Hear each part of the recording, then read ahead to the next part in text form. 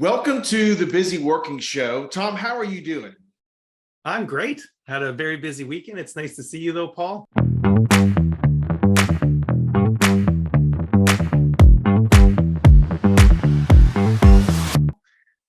Absolutely. Well, thanks for joining us.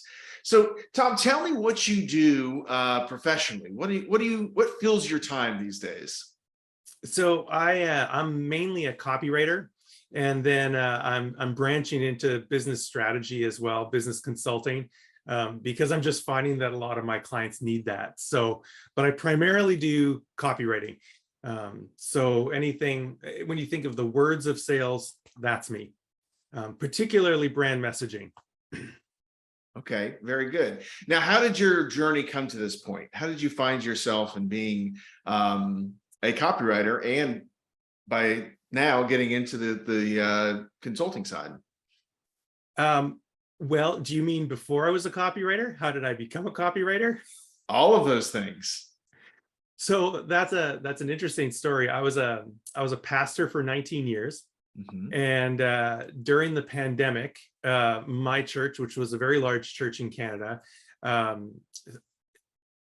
just a lot of stuff came to the surface, and it became clear that it was time for me to leave Mhm. that church after 14 years. And there was a lot of, everything was up in the air during the Mhm. pandemic, and so Yeah. it was a very stressful time.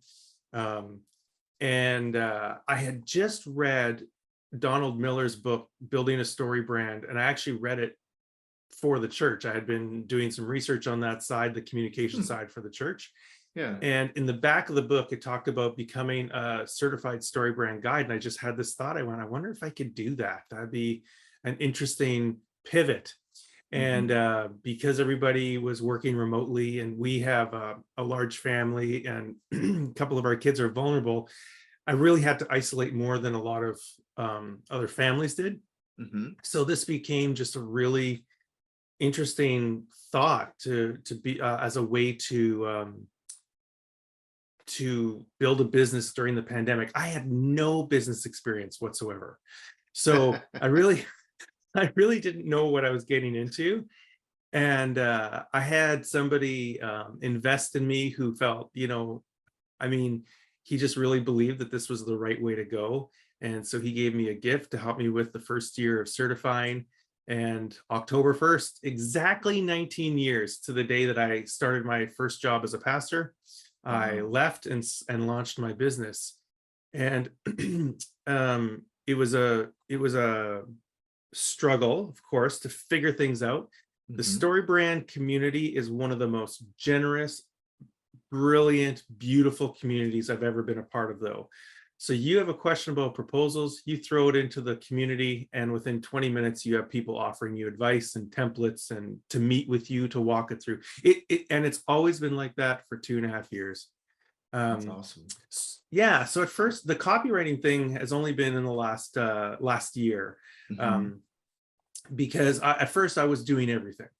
Yeah. So I was doing, digital ads and just all the stuff, building the websites. And I knew that that wasn't going to last forever. So I kind of tried everything. I told people I was like an entrepreneurial adolescent. Uh, Nice. I didn't know my identity. I was experimenting with all these things to see what I like. And it's the words. It comes down to words. I love it. Mhm. But I love the strategy piece too. So I'm combining the two. And it's working really, really well. Very nice. What has been the thing that has surprised you the most about going from what you did for so long to this new path that you're on now? Well, the thing that surprised me personally about me is that I was able to do it. Mhm. Honestly, Yeah. because you hear of all these people who just don't make it past their first year, and then they don't, the people who make it past the first year, there's exponentially uh, fewer who make it past their second year in small Yeah. business. And Mhm. so I think I had enough people around me growing up, and maybe it was the kind of organizations I was a part of that I kind of picked up on the business side of things, or maybe it just was in me, somehow. But it's been really, I've been surprised that it's really worked as well as it has. That's the first thing. The other thing is how wonderful people are to work with. Mm, Um, there's this weird belief in the Christian community that there's going to be like, oh, you got to be careful about your faith and talking about that in the secular marketplace and stuff like that. And you know what? I just find people are really, really wonderful. And mhm. I have authentic relationships with people of all sorts of faiths or no faith. And they're not threatened by my beliefs, and I'm not threatened by theirs. And just because we're in a business relationship doesn't mean that that can't come up in conversation. That has Absolutely. been, so that's on a personal side, but I think it's lended itself to just a really positive experience in business. Yeah. Oh, that's outstanding. So as you're going about, and this is progressing quite well from what you're sharing with us. When you think about what your legacy is going to look like, is that something you think about now as you're working through it, or is it something to be thought of later down the road? Oh no, I think about it now, and this is why. um our personal values, which should be connected to legacy, our Hmm. personal values always inform the direction that our professional lives take. They Yes. have to. Hmm. I And agree. one of the reasons that, even though there was a lot of political turmoil in our church in the last number of years, even before the pandemic, really, one of the reasons that didn't defeat me is that I came home to a home that was my primary calling. My primary calling was never to be a pastor. That was not it. Hmm. We're a foster and adoptive family. Hmm. That is my primary calling. Yeah. And that informs all my professional decisions. And I would honestly, I would sometimes leave the office and go, well, that was a hard day, and then be like, well, at least I'm going home to real problems at home. Because Yeah. like when you have kids in your home from hard places, and Hmm. they've dealt with trauma, and they're getting all this stuff that they just really don't deserve. um that seems bigger than Yeah. infighting, you know and that actually kept me sane. It kept me focused through tricky years, and it's also made business decisions easier, Hmm. because I was offered, for example, I was offered a job in Winnipeg, which is our capital city. It's about 45 minutes from here. Hmm.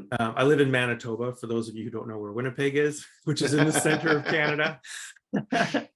And I was offered a job at another church, but it meant moving, and it meant, uprooting our kids, and it meant new Hmm. schools. And it was actually, as though, although it was hard to say no because it was lovely to be wanted, Hmm. it was an easy no because my personal values inform my professional decisions. Hmm. Yeah. So my legacy is going to be these children. It's going to be my family. Yeah. And so I'm thinking about that already. And it means that, like, for example, we're working towards buying a vacation property. Yeah. Our favorite place in the world is Orlando, so that's where we want to buy a vacation property. And we want it to Yeah. be, yeah, we want it to be an investment and all those things. But really, it's because of our children, because we want to have a way to invest so that they have warm memories. Hmm. Those warm memories when they face a crisis, and every child faces a crisis of some sort. Oh yeah, for we sure. want the we want the safe landing place to be home, Hmm. not their peer group, as important as that is. um, we want home to be the place that they return to in a crisis, even as adults.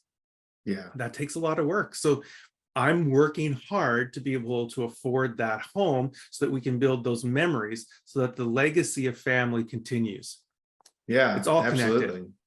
Yeah, it's interesting. As growing up, my parents never had a ton of money, but there was one thing we always did. We always had a boat, and we always went to the lake every single Sunday, and it was non-negotiable.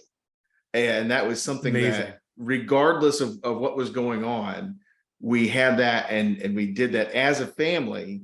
And it really was something that we could depend on and really ground us. And it was a lot of fun. So we got tons of memories.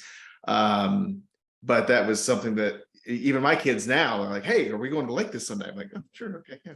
we'll do that. Yeah.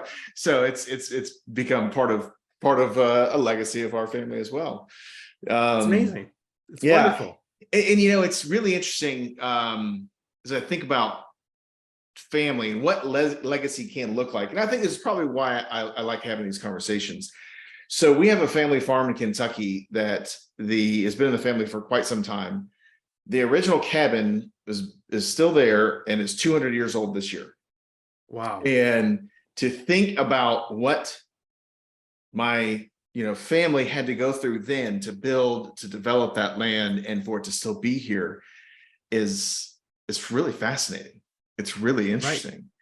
And So it stands as a monument, right? it To their does. hard work. It's amazing. It really does. And the hand hewn logs, are still there. It's really, really fascinating.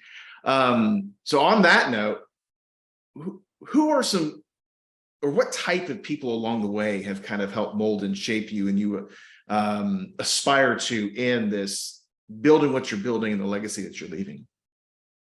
That's a great question. Who are some of the people? In terms of foster care, there have been some really key influential people whom I've never met. People like Stephen Curtis Chapman and their Yeah. story of adoption Mm-hmm. and show hope. A wonderful lady named Karen Purvis, who was worked at the Center for Child Development at TCU in Texas, and she's passed away now. But I learned the research they did on how to intervene with trauma-informed kids.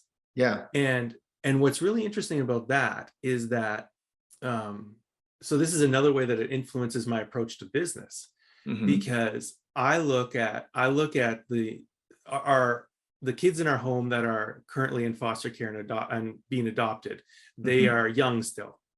Yeah. And I look at some of their challenges and I think, well, who's going to be able to hire these kids one day? What kind of a business? So now, whereas for a long time, I resourced schools and social workers and that kind of thing by training them. Now I'm starting to think, how do I train employers?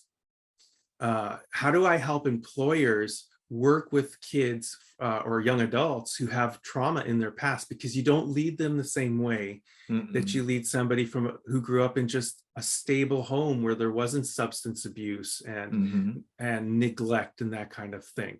And so it does actually, it's in the back of my head that I need to help businesses, because and it's not self-serving, it's serving my children, to make sure that they have possible employment. So that it's interesting. It's this whole mix. It's this whole mix of life and work. I don't believe there is such a thing as a work-life balance. I really don't. It's just, we just have to be healthy at work and healthy at home. Yeah, exactly. So other people who have influenced my professional career would be people like Donald Miller. I love looking at what he's done with StoryBrand. I don't think StoryBrand is the end all be all. I hope I don't lose my certification for saying that. We'll edit that out. Don't worry. For example, I went in thinking it was going to help me build my business. It's a framework that you can use within a business, right? So it works brilliantly. It's a great repeatable framework. The thing I find fascinating about Donald Miller is his journey into this, multi-million-dollar organization called StoryBrand, and now Business Made Simple. He's got a fascinating life. That you can learn a lot from. And so he's been a business mentor of mine, for the last 2.5 years, just reading his books, listening to his podcasts. Yeah. That's certainly awesome. Yeah, the whole community, though, has had a huge impact on me. I wouldn't have been able to be as successful as I am without the community, for sure not. Yeah, that's interesting. So as you've had all these experiences, if you were to write a letter to yourself to be opened in 15, 20 years, what would you write yourself? So I'm writing to my future self. Yes. Don't lose sight of the things that really matter. Keep the values, the personal values, as central to your business decisions. Some of now, so beyond values though, uh, I would say things like, I hope you never created an agency. Yes. I I hope you remained a solopreneur. I hope you didn't get sucked into a kind of model of business that isn't important to you right now. Hmm. Uh, there's lots of models for how to do business. I love being a solopreneur. It affords me the greatest flexibility. It's not everybody should do that, but this is what I want to do. Yeah. And but then you hear about these agencies, and it's like Mm. you're like, oh, I could be bigger, I could do more, whatever. But really, at the end of the day, I feel like this is the right thing for me. So don't go that direction, Tom. So I hope you did it. Um, uh, Also, I hope you transitioned into the consulting really well. That would be a hope Hmm. that I have for myself in the next 15 years, because I think it's a way to go from having an impact on people's businesses to having an impact on a much bigger part of their life when you get to speak to them and not just work on deliverables one-on-one, Hmm. or one-off projects, but you get to really get into their thinking, mindset stuff, and all those little nuances that can be improved actually through thinking like a copywriter. Hmm. I hope that the consulting really does take off, because I feel like I can make the biggest impact there. Yeah. Yeah, I would That's include great. those things in my letter, but I've never thought about that before, so I had to think on the spot. I'm going to think of something even better in about an hour from now. Oh, well, then I hope you share that and see. Yeah. Well, I mean, that really is. I mean, oftentimes it is. We think, okay, what would you tell your teenage self, your college self? Right, Now, what you know now, but it's that forward looking is you know how are the things that we're working on now going to come to bear? That what's our hope for right, them to really make an impact? totally. Do you see your role? I mean, you're very family focused. What about the layers outside and the community involvement and how you balance that with business and family and all that you have going on? Well, that's interesting. I came from a church that was very, very strong on involvement there, Hmm. and they were a community focused organization. They had we don't live in a very big city. We have 15,000 people in our city, but and then a lot of churches, but there's this sub layer of individuals who are invisible in our community. We have a very Hmm. nice looking community, right? Yeah. But there is this invisible layer, lots of drug and substance abuse and poverty. And so we were in a church that really did build the value of volunteerism. So that was important. For the last 2.5 years, we haven't been part of a church community, Hmm. partly because of what happened there, but also because we have some vulnerable kids. So it's made attending just really difficult. So I've been thinking about that now, as we're able to do more. Hmm. Um, what will that look like? I have, and it's funny to be on the other side where I'm not doing the recruiting, but I'm being recruited. Yeah. That is a very interesting feeling. So, I mean, for me, if I've invested 19 years, into developing skills as a youth pastor or a children's ministry pastor, I feel like I'd be squandering them to Hmm. not actually put them to use again in Yeah. some capacity. Hmm. I have Makes served in sense. the past in our city on the Alternative Justice Committee, for example. Hmm. That was where we, especially young offenders and first offenders, Hmm. instead of having to do a court, um, to go to court and then have a criminal record, we would see them in the Alternative Justice Committee and create a plan for them and to help them have some sort of consequence to their actions, but not Yeah. get a criminal record. So that was very rewarding. I was on there for a decade. I've thought about going back to that.